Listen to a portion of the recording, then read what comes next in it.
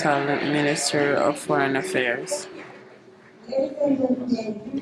For Madam Aïssata, the Minister of Foreign Affairs and Senegalese abroad. A round of applause, please.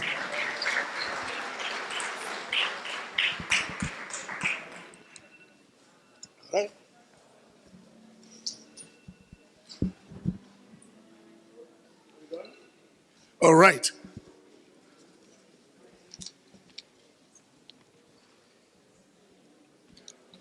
Nous allons commencer dans un instant. We're going to kickstart the ceremony.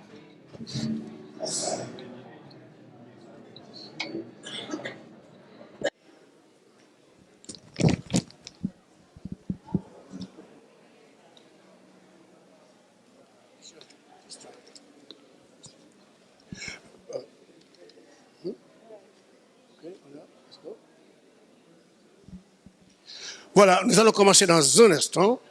Madame Aïssata. So in a minute, we're going to kickstart the ceremony. We have with us Mrs. Aïssata Sall to open this critical conference. She is a politician. She's also a lawyer and a member of the political bureau of the Socialist Party. She's been a minister under President Abdou Diouf, MP and mayor of Podor, and she has a degree in law studies that she obtained from Cheikh Anta Diop University. She's a lawyer. She's the former mayor of the city of Podor, and from July 1998 to April 2000 in the government of Mr. Abdou Diouf, she was the Minister of Communication and spokesperson of the government. So, a government that was headed by the Prime Minister, Mr. Mohamed Lamine Loum. And after the Congress of the Socialist Party, she became the first one in the party to be the Secretary General of the Regional Union of Saint-Louis of Senegal. In March 2009, she took part in the legislative elections under the banner of Benno Siggé Senegal, and with her team, she was elected mayor of Podor. She was re-elected during the legislative elections in June 2014. In 2012, she was elected under Benno Bokk and was representing her party at the parliament, with Mr. Moustapha Niasse being the chair of the house. And she took part in the legislative elections in July 2017 and became an MP for the movement that she founded. In September 2019, she became a minister, special envoy of the head of state, Mr. Macky Sall. November the 1st, 2020, she was appointed Minister of Foreign Affairs and Senegalese of the diaspora and became the first woman to be appointed as such. A round of applause for Mrs. Aïssata Sall. Thank you very much, ma'am, for being here with us this evening. Thank you very much. Just for the benefit of my fellow English speakers, I know you have headsets, but I'll just give you a short synopsis. So Madam Aïssata is the Republic of Senegal's Minister of Foreign Affairs and Senegalese abroad. She is the former mayor of Podor, and she has been leading in the fight for the rights of women and the poor. She will preside over the opening ceremony on behalf of the state of Senegal. Give her a round of applause, please. Thank you. And now the floor goes to, just mention the presence of Mr. Baaba Maal. Yeah.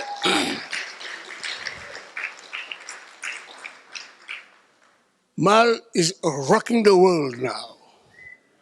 with his last album. Congratulations. Right. OK? Et bien entendu, nous avons aussi le professeur Soko. And of course, we have Professor Soko, that is from which university, Johannesburg. We also have our dearest Ebrima Sall, Executive Director of TrustAfrica. Ebrima, over to you.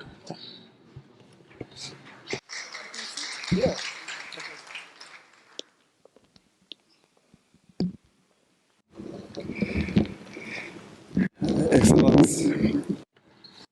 Excellency, Madam Aïssata Sall, Minister of Foreign Affairs and Senegalese of abroad. Should I say Excellency Mr. El Haj Baaba Maal, Professor Soko of Wits University. Mesdames et messieurs les invités, Ladies and gentlemen, distinguished guests and colleagues, it's an immense pleasure to have the Honorable Minister, Mrs. Aïssata Sall. We know that you have a busy schedule. We knew that beforehand. We know that you spent the whole day at the Council of Ministers, but you made some time out of your busy schedule to join us here in Saly. Thank you very much. Thank you for the interest that you are showcasing to our event. Thank you for the commitment that you are showing in defending change and development of Africa, because this is what is at stake. Thank you for joining us, and thank you for bringing along Mrs. Penda Mbow. She is a professor at the Cheikh Anta Diop University, former Minister of Culture of Senegal, and all the eminent personalities that we have here. We have so many of them that we cannot list them one after the other. As I was saying, we know that you have a busy schedule, and we couldn't find the right words to express our appreciation for your presence. We feel strengthened and supported by your presence. This conference is being held for the first time in a country where we call it the country of Teranga, and you showcase the real hospitality in Teranga of Senegal, coming to see us on a very busy day. This conference is happening at a time when the world is going through some turmoil. We cannot list all the problems that we are faced with. We were talking about climate change.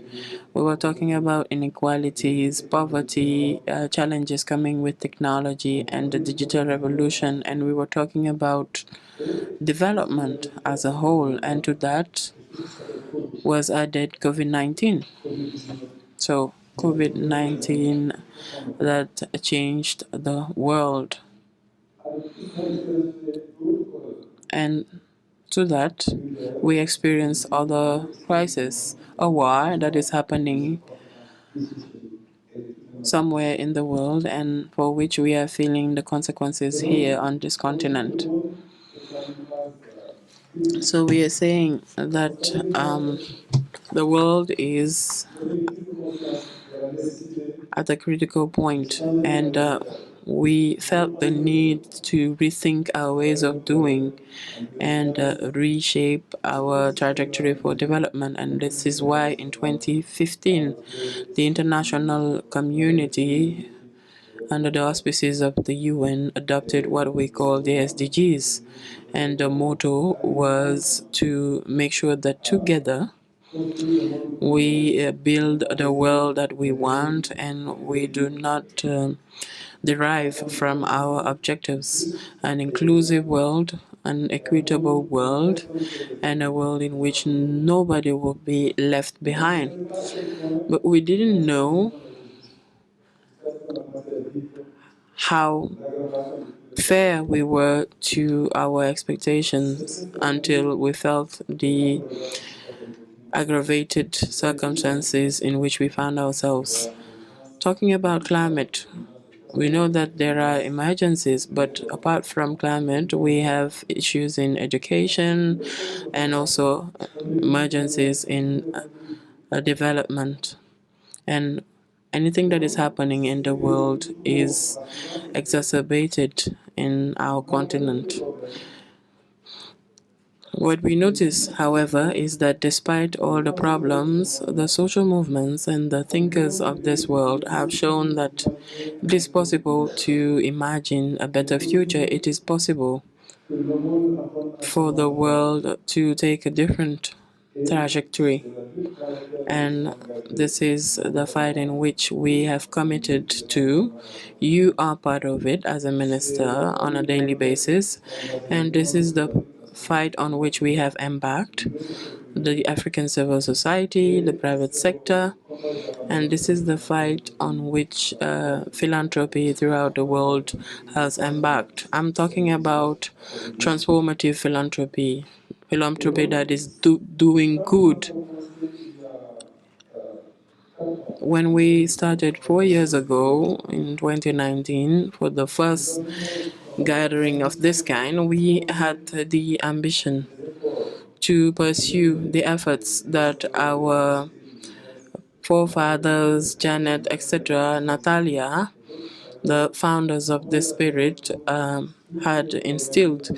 We were trying to restructure and organize the African philanthropy community, that community that is supporting the changes that the world is trying to implement in Africa. To be specific, we know that it is part of our culture to help each other.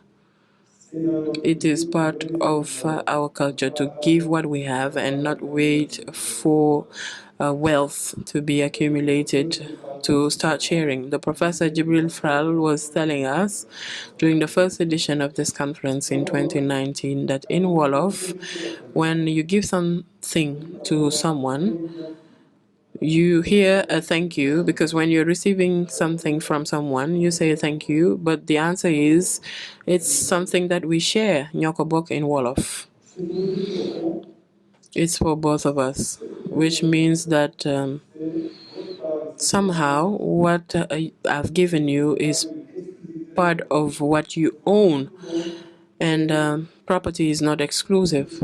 It means that somehow everybody is a custodian of the wealth. So it's something that was given to you and that actually belongs to you. That's the philosophy and Ubuntu. We know that the institutional structures have changed. Private foundations were operating on the continent with a lot of goodwill, trying to support the change processes, supporting communities and governments. But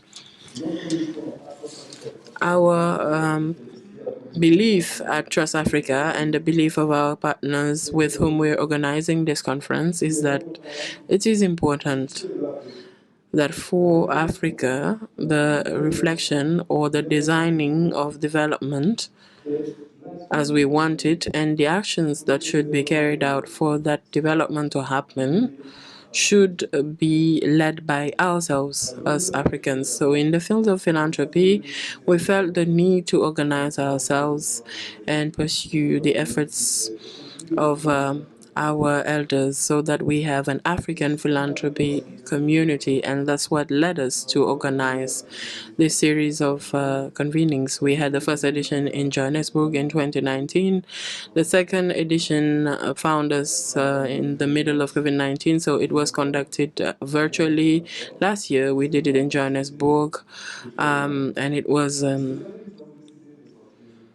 both virtual and in person. And this year we decided to come to West Africa, so go outside of Southern Africa in this other part of the continent that is rich and diverse, because the objective that we set for ourselves is that each time we organize this meeting, we try to showcase the local problems, and those should be discussed during the meeting. So coming to Senegal in West Africa, we tried to have a strong local participation, and we thank all the colleagues from West Africa, more specifically those from Senegal. And what is peculiar about how philanthropy is organized in this region, because we have many organizations from Senegal and other countries in West Africa that are participating in the debate, because we are convinced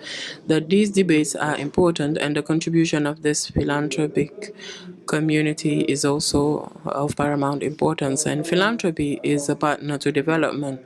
We tend to think of PPPs, public-private partnerships, which are very critical partnerships, but philanthropy and the philanthropists themselves are partners for development, and they are extremely determinant. And at community level, this is what enables us to continue to operate. This is this helping hand that we are giving to each other, participating and contributing with our time, our talent, our skills, and building, co-creating projects together that is contributing to the resilience of African communities. And in the same vein, we are convinced that if the philanthropy community organizes itself better, and we are able to establish a conducive environment to the flourishing of philanthropy, we'll be able to mobilize more domestic resources to support the development processes of the continent. And when we talk about the continent, as you know, Honorable Minister, we include our diaspora.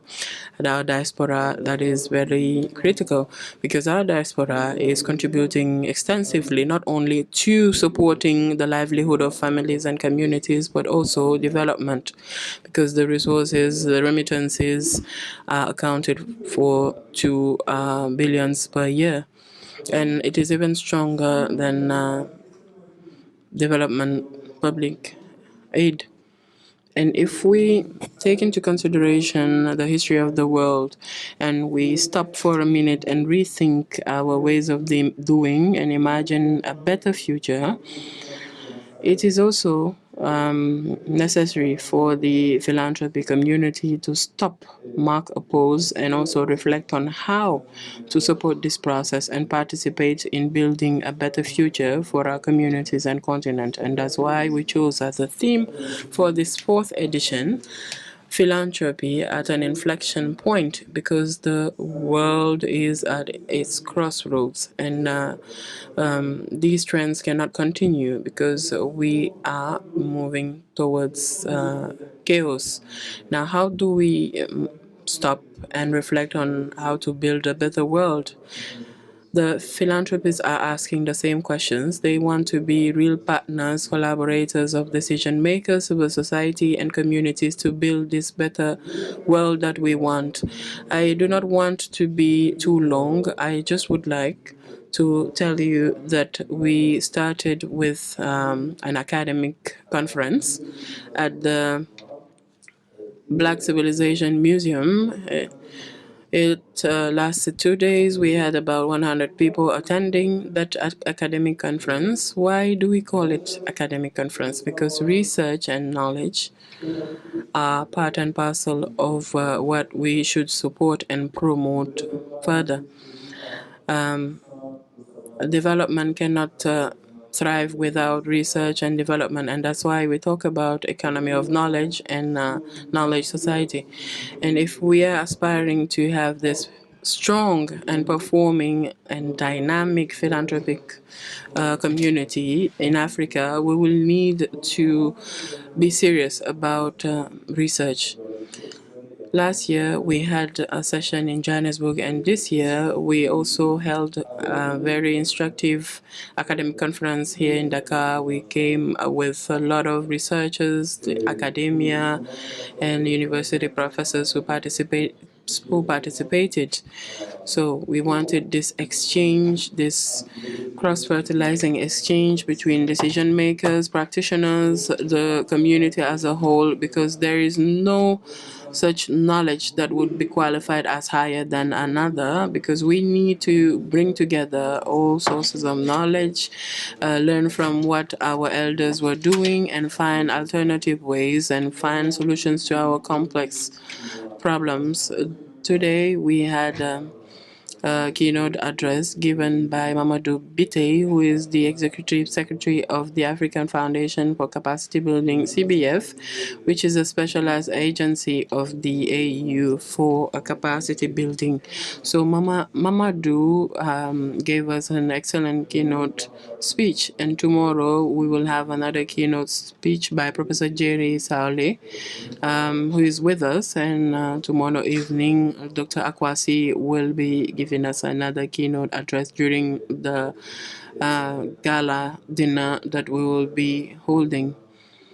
And we have Natalia, who is also the Director General of UNFPA, and she's going to give the final keynote address on Friday. Another thing that we're going to do that contributes to building this community is giving awards, lifetime achievement awards. I don't know how to translate it in French. Maybe Halil can help me.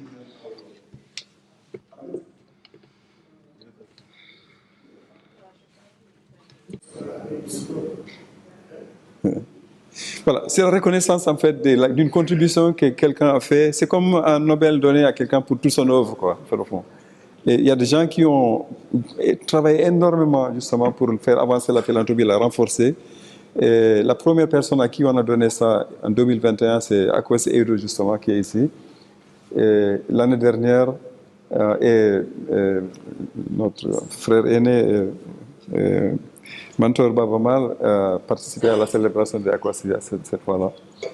Et nous avons l'année dernière donné le prix à Madame Gracia Machel. Et cette année, nous avons créé un comité indépendant qui a fait la sélection et qui va nous révéler quel est le lauréat de cette prix aussi. Et ça va se faire demain soir, voilà. Demain soir ici à la rencontre. Et nous avons vraiment l'honneur d'avoir Baaba Maal qui nous a rejoints ici, qui nous a toujours accompagnés et que nous remercions vraiment beaucoup pour l'appui et l'inspiration qu'il nous apporte par son travail et par les conversations que nous avons avec lui et qui va se produire ici lors de cette cérémonie d'ouverture également. Et le ministre Youssou Ndour viendra demain soir. Il devait venir aujourd'hui, mais il a eu un empêchement. Minister Youssou Ndour will be here tomorrow. He should have been here today, but he will be with us tomorrow.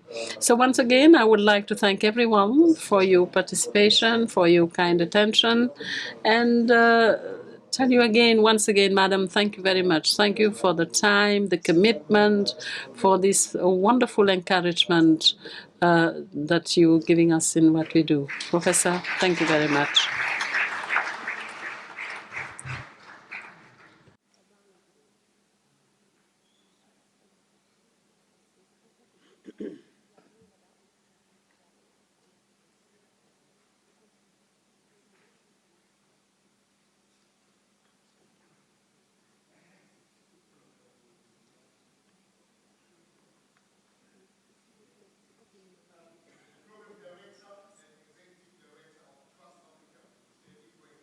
The microphone is not on. The speaker's microphone, please.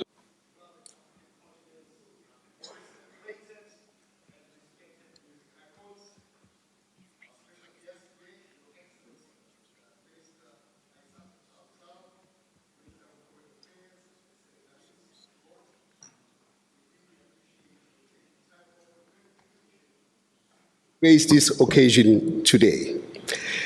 My name is Soko. I'm a professor in international business and strategy at Wits Business School in South Africa.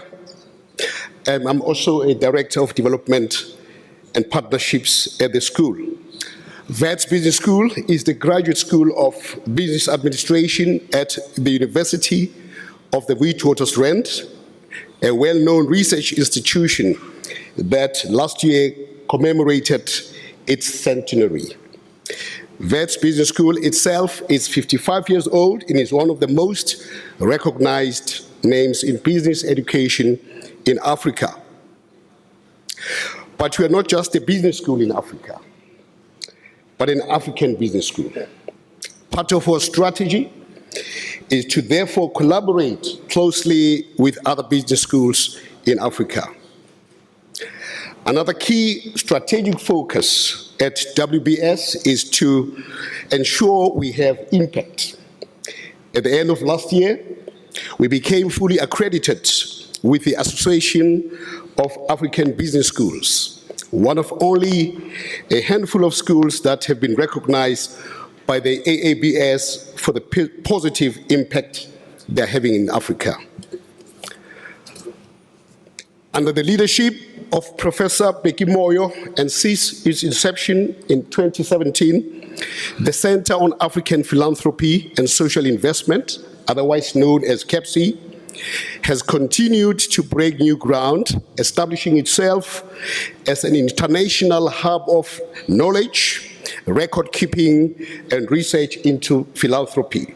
What philanthropy means for Africans, not only as understood by the Western world, and its role in building a fair, sustainable, and equitable future for all Africans. CAPSI and Wits Business School are deeply aligned in our vision and mission, and we share the same sense of urgency to find solutions to issues which threaten our future sustainability, one of the most pressing of which is climate change. Philanthropy in Africa is indeed at an inflection point and demands careful scrutiny on the part of researchers, donors, practitioners to determine its future direction. I will include also here policymakers and politicians. The use of innovation and technology will play a key role, as will our youth here and local communities and of course policymakers. It is exciting to be able to come together from all corners of the African continent this week to attend a fully in-person conference for the first time since the first African Philanthropy Conference was held at Wits Business School in 2019. I would like to pay tribute to the powerful network of people and organizations present here who not only form a strong collective force behind the annual African Philanthropy Conference, but who are also passionately invested in the future of our beloved continent. And these are all the partners who alongside CAPSI have worked hard to ensure that this important conference sees the light of day. These are the African Philanthropy Forum, the African Philanthropy Network, the East Africa Philanthropy Network, the Southern Africa Trust, and TrustAfrica. In conclusion, together as academics, experts, policymakers, thought leaders, artists, we can make a profound difference to the sustainable growth and development of our continent. Welcome everyone, and thank you for having us here. Thank you very much.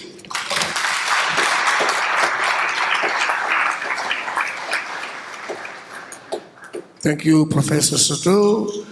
Thank you, Ebrima, for the beautiful remarks. Baaba Maal va jouer deux morceaux. Baaba Maal is going to play two tunes, one in playback and one directly. And you have a message that just came to you. You have to listen to it. So before Mrs. Aïssata Sall take the floor, we'll have this short, pleasant pause, musical pause, and we will now listen to Mr. Baaba Maal. That's okay. Now we start with the playback.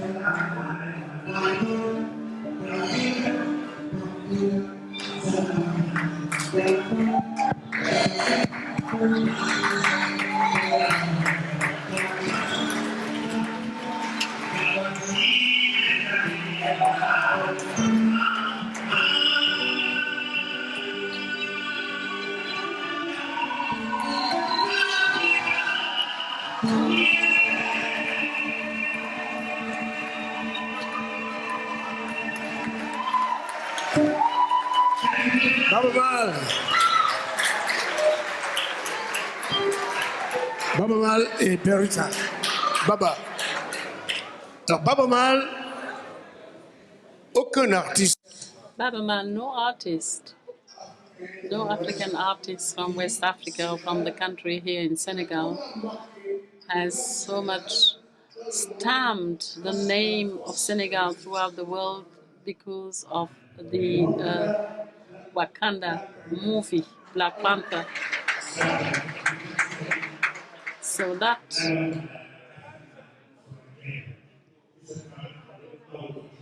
Yeah, New Africa Forever. How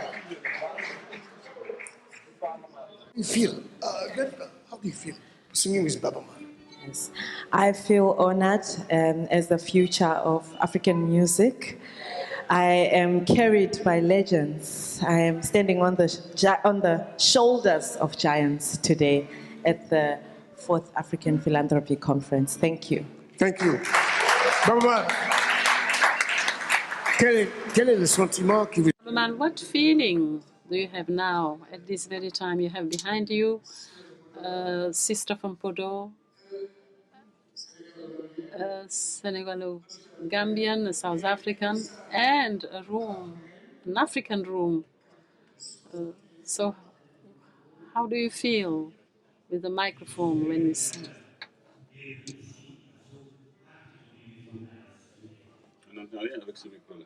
Unfortunately, today I'm really happy, delighted.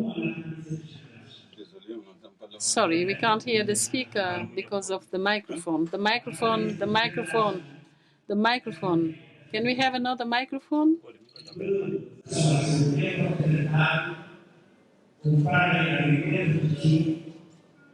et échanger sur les choses qui nous and exchange. We are exchanging on things of import to us. And what is important to us today is to take our destiny into our own hands. Absolutely. And when we talk about philanthropy, we know. Let me take a simple example. Our Lebu parents, I was told that during the seasons, the crop cultivation periods, everybody would care for his own farm. And sometimes family maybe would realize that his farm was not very productive, that he didn't have a good harvest. And very late at night, after when all other families have harvested their farms, every family would come in front at the door of those who would be were not successful with a bag of rice, a bag of millet, 2 bags, 3 bags, 10 bags. Everyone would come with what he had and what he could give from the bottom of his heart. And that family would wake up in the morning and would see at its front door a whole pile of bags of millet and rice, and would not be able to say that these bags are coming from Halil or these 4 bags are coming from Baaba Maal. It is the whole community that came to support them. That is just an example. That's it. That is a beautiful example to say that this solidarity has always existed on the African continent. And if Ebrima Sall comes to see me and say that now we have decided to take our destiny in our own hands, our trade, what we are doing for our populations, and which doesn't belong to us, because he said it in his speech, because it is the way of demonstrating to the whole world that we can assist the poorer strata of the population, those who need our support. And this is what I am singing. This is what I have been singing all over. So I think that it is a beautiful example to have this audience, and all those who are participating in this conference are ready to give to the rest of the African population, to our governments, to our youth, to all those who are in the economy, in the industry, to say that what we have, we cannot say thank you to life as long as we don't share it with the rest of Africa. I'm very happy, I'm very proud to be next to this charming lady, and I would like you to give her a very big round of applause. We have to support them because they are artists. And particularly when we're talking about women who have a lot of commitment ready to meet the challenge. This is why I was singing in African Women. When we start saying people like Aïssata, our women at the forefront, in the economic field, when it comes to culture, politics, it means that things will change little by little on the continent and it will move forward. And thank you for having invited me to this event. Ladies and gentlemen, Mr. Baaba Maal, once again.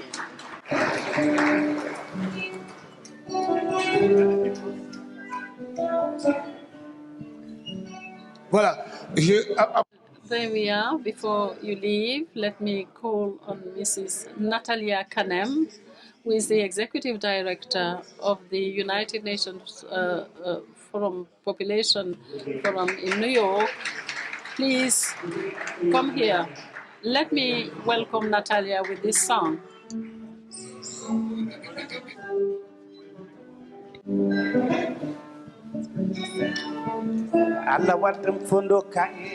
Akwasi Aido. Akwasi? No. All right. A song for Natalia.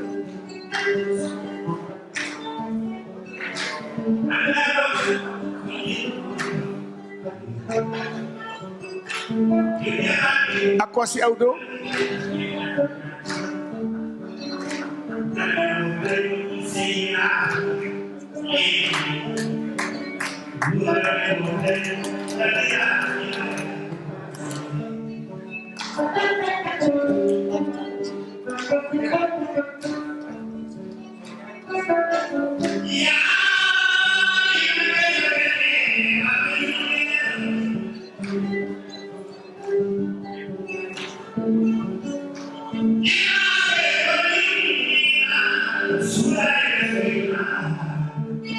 Calling Sigmata.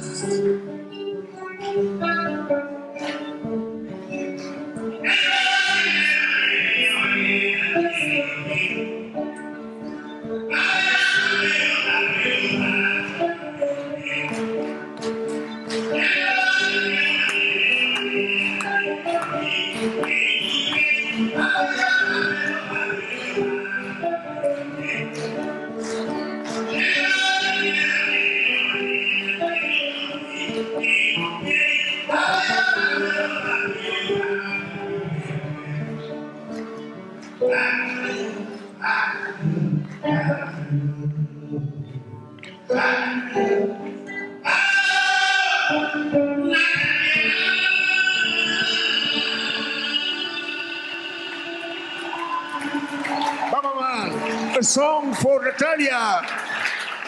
Thank you so much.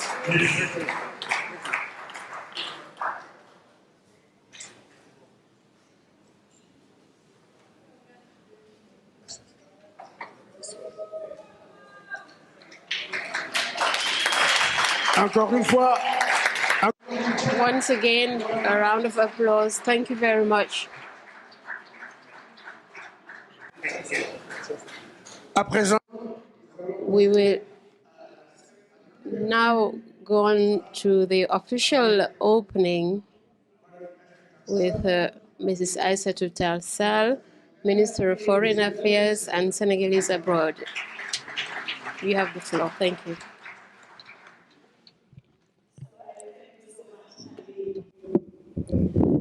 It's my pleasure to see you again. So long time, I didn't see you. Yeah.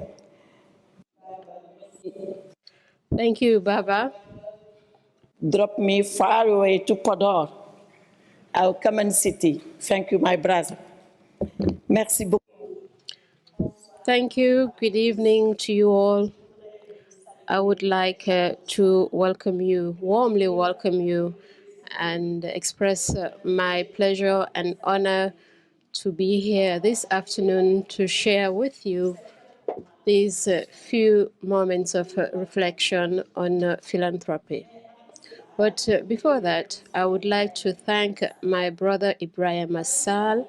Ebrima Sall, who is an African who is always on reflecting, researching, and thinking forward. Ebrima, congratulations again for this new milestone that you are setting. On behalf of our continent, congratulations to you. Congratulations also to Professor Soko. What you tell us right now, it's a very, very, very important on this critical issue about philanthropy. Thank you. I was far from imagining that as a Minister of Foreign Affairs and Senegalese abroad, I would be here today to talk about philanthropy. And when, through my uncle Abda, who I would like to say hello to, Ebrima told me that we are going to do the 4th edition of African Philanthropy here in Senegal, and we would like you to come and accompany us. I asked myself, what am I going to say there? And as time went on, I was thinking, and I asked myself, why not? The intellectual, the African, should be able to talk about everything when it's of concern. And this issue is of interest to all of us. For me, first of all, I had written a speech, but I'm not going to read it because I found that it was too academic for the people I see here. I will give it to you for your archives. But I told myself, what are we going to say about philanthropy? First of all, I thought, well, philanthropy is about generosity. But I told myself, no, that's not it. I think that philanthropy is not about generosity. Philanthropy is not goodness. For me, philanthropy is when you feel the duty to do something with what you have. It is an obligation, but a voluntary obligation. So you see, these are contracting terms. In obligation, you have the duty. In a voluntary, you have free choice. So you have to bring the two together in order to get to philanthropy. There are many people who think that they are generous, but they are not philanthropists. You know why? It is because they think that by giving, they're pleasing them. It's for their pleasure, really. They're giving. By giving, they want to reflect a certain image of themselves. But philanthropy, you give because it is a duty for you to give here and now. And I try to find out whether we have examples of great philanthropists that could inspire us. Yes, of course, there are, especially in the US, the Vanderbilts and all of that who built their fortunes, the Rockefellers, they were not doing it just for money. They were also doing it to give meaning to their lives. That is exactly what Baaba Maal sang earlier on. Do things whilst you are alive, because when you are dead, that is what we will be celebrating. That is philanthropy, is saying that in my life, it is not just about eating and eating what I want. It is not only about being, once you finish eating, so what? What happens next? Is it only by eating and leisure activities? You need commitment, voluntary commitment in your life. A commitment because you have to do things even if you do not take any profit from it. For me, that is philanthropy. So if we want to see philanthropy as a voluntary duty to do things, then from that moment, four words should come to our mind in order to construct, to build philanthropy. The first word that should come to our mind is, first of all, power.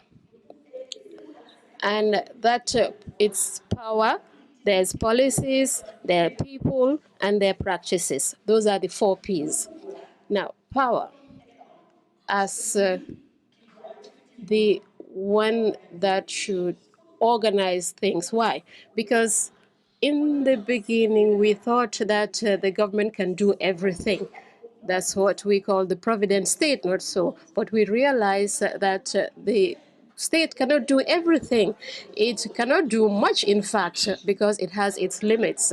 So when the state is limited, because those who design the state, the actors of the state, the people themselves, take the relay, take the baton and do things on behalf of the state. When these great givers were organizing themselves with their billions, they did not ask the US government what they thought about it.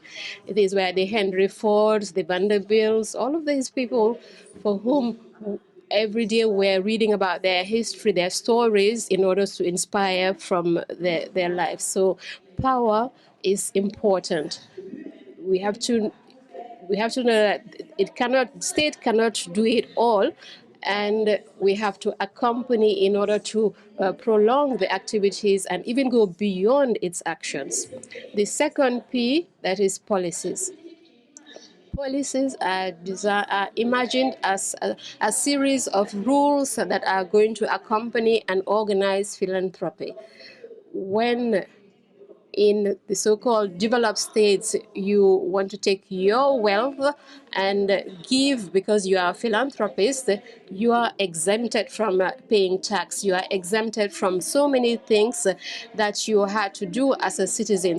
But you are no longer an ordinary citizen because you are a philanthropist. So the duties that of a citizen, of a normal citizen, ordinary citizen, you are exempted from that.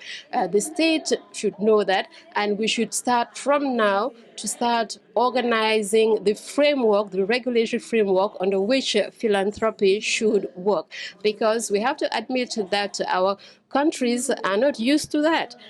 We therefore need a corpus of rules that support philanthropy, that come and lay the foundation for philanthropy. That is the second P, which I believe is very important. The third is people. People in this culture of philanthropy that they should adopt. Many of us can be philanthropists, and it is, you do not have to be rich to be wealthy to be a philanthropist. Philanthropy is a way of thinking, is a way of life.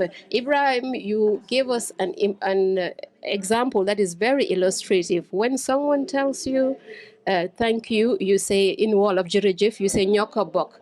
In Nyokobok, there is a spirit of philanthropy that is so natural that the person is not doing it just to make themselves be seen. They do it because it is natural for them to do what they are doing. It is a voluntary duty for them. So teach philanthropy. Go beyond what you are doing right now. Tell people who have the instinct, feeling of philanthropy in them, how to awaken this so that they can do more philanthropic acts. And I'm sure here in Africa, our land is very fertile in that regard. It is our culture, it is our civilization. We women know that in order to bring children into the world, to carry them in our bellies, to nourish them, take care of them, we know what philanthropy, natural philanthropy is all about. And we have to teach that, we have to say it and say it out loud. And the other P is practice. Practice is saying that philanthropy is a model. Of course, the thief that becomes wealthy is not a philanthropy. So we should not consider such as a philanthropy. That is the bad philanthropy. They do not do it because it is a voluntary duty. So practices and the best practices of philanthropy we have to emulate, to know who is giving, how they're giving, and where they take what they're giving, where they have taken what they're taking. So philanthropy doesn't go without ethics and without moral values. It cannot go without ethical and moral values. You have to have clean hands, earn your life and be a philanthropist, or be a thief to become a philanthropist. I will say no, we shouldn't accept that. So teach the best practices of philanthropy. I think that is very important. And for that reason, when Ibrahim, you said that you have an award that you call African Philanthropy Lifetime Award, Lifetime Award Achieved. I think that is very important because it celebrates models, it award. It's really we need such these things. We need it even more. Like I said earlier, each one of us has their way of being. It can be a philanthropist without being a billionaire that we are admiring from afar. So for me, those four P's inspire philanthropy for me, the power, so that they understand they cannot do everything. Everybody has to do something, and we are all philanthropists. Policies, because we have to develop frameworks for philanthropy to work in a secure environment and normative framework. People, because see, they have to know that they have to take philanthropy forward, celebrate it, and best practice so as to put ethics at the center of philanthropy. Those, for me, are the four P's that philanthropy inspire in me. And by saying so, I wanted to also say that I was very happy to be here with you this afternoon, to hear what you, Ibrahim, Professor Soko, said. Certainly, this evening I will have another idea of what is philanthropy. This evening I will even ask myself, how can I be an active philanthropist based on what I heard here today? And of course, celebrate the musicians, artists that are here with you, because they are the ones who can move philanthropy forward. Philanthropy for me also is about courage, courage to have a commitment, to do things well, the courage to say, like I said earlier, we do things because we have to do them. We do not do it so because we are expecting something in return. We are expecting money in return, but we do it because it is our duty to do it, because it is something that we have to do here and now. We do it because when we do not do it, we have missed something in our lives. And what we want is to transform the lives of others based on from our own lives, to work for others using resources that with our beliefs, doing things based on what we have, doing things because we believe in them, because we have to do things because we want to. That is philanthropy. Thank you very much for your lessons today.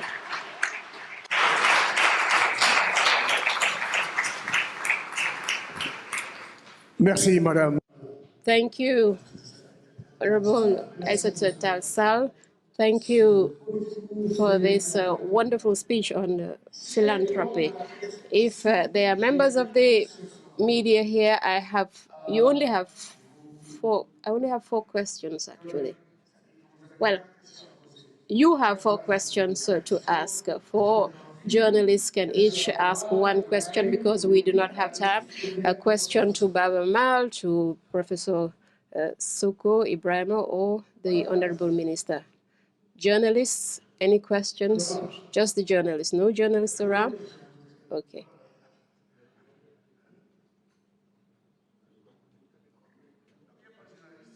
So it's a pity that there are no journalists here. I am not a journalist today. Today, I am not a journalist. You're a journalist? Come forward and ask your question, please. Good evening. The media is here. The media is here. What media do you represent? I am the permanent correspondent of Media ITV. I have my other colleagues here. We were not prepared to ask questions. We would have loved, after the ceremony, have a press conference. That is what we were expecting. Is it possible to have a press conference?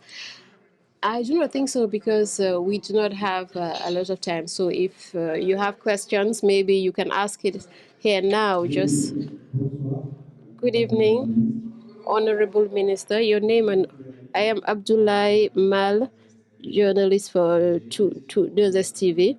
I have a question for the Minister of Foreign Affairs, Aïssata Sall. Like you said earlier, today we're talking about philanthropy. And currently in Senegal,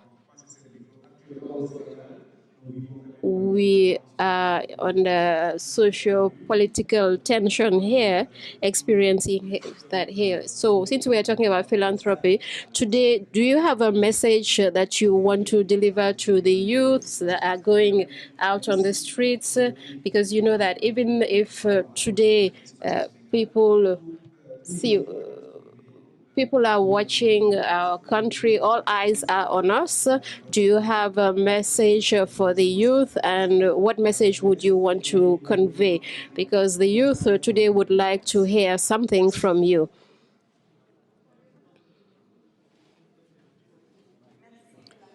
Thank you for that question.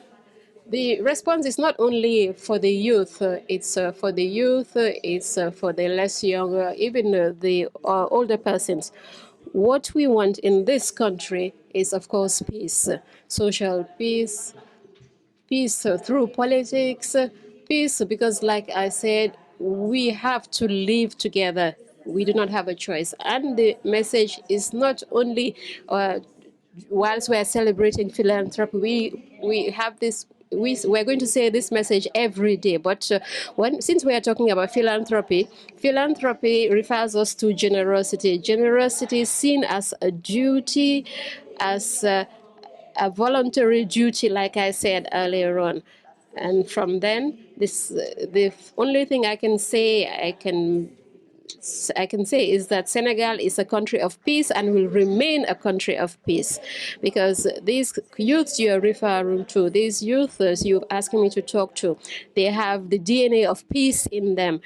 And there may be, we may experience problems. It can happen that there be tensions, but Senegal, its DNA is peace, and peace will come back to our hearts and our minds. That also is philanthropy. Thank you very much.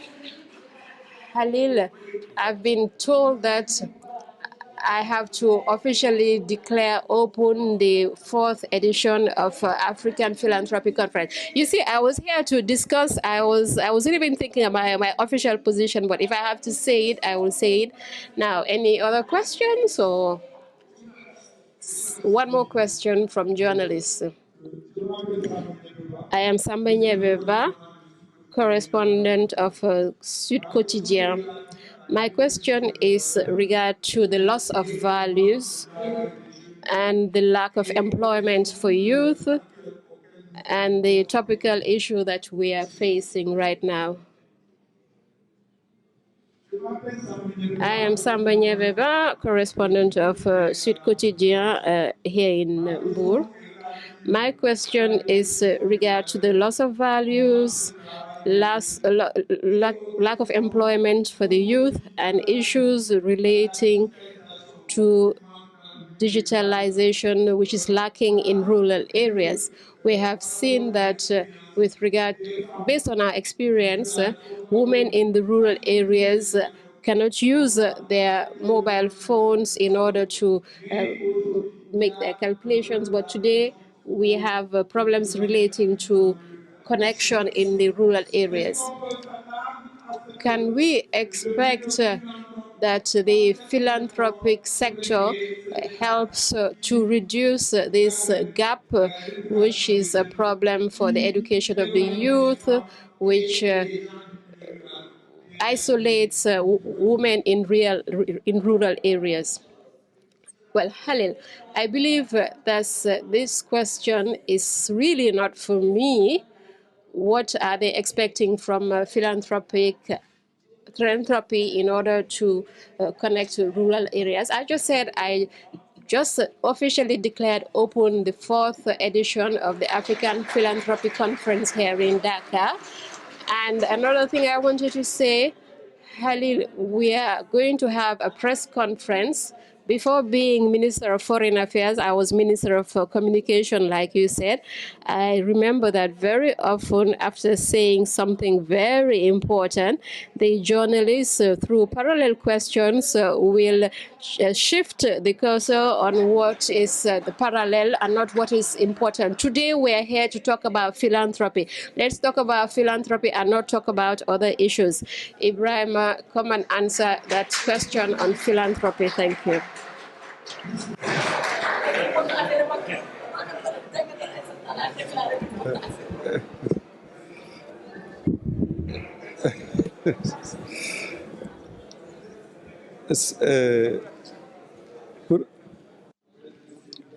Thank you. Thank you for your speech, Honorable Minister. Now, to the question about access to internet connectivity, indeed, there is we have great interest in these issues. There are a lot of foundations that support projects in those areas in order to expand and democratize access to technologies, internet, to train on how to use these technologies. There are a lot of programs in that area.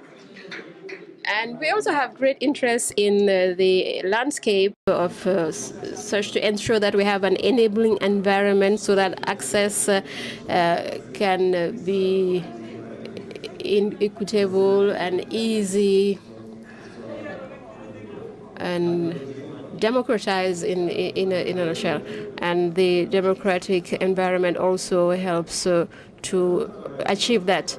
The foundations are working on those issues really.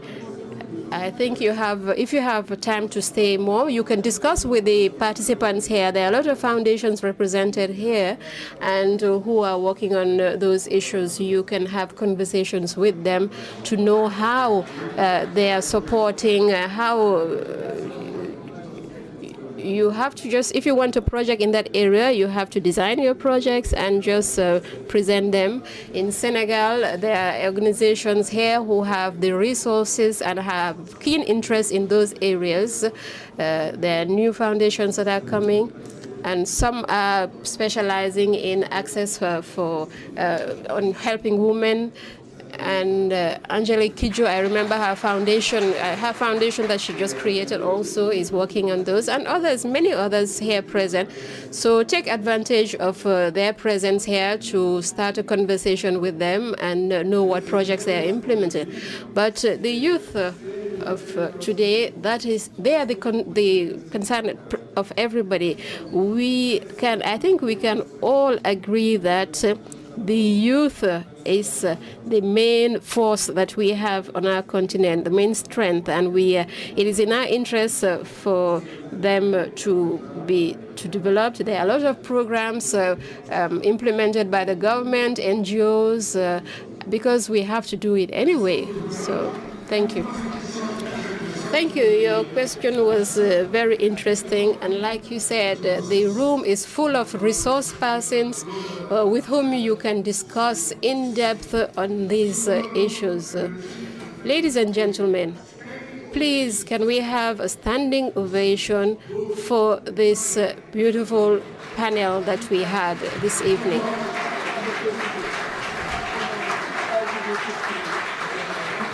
Et la photo? And can we have a photograph here?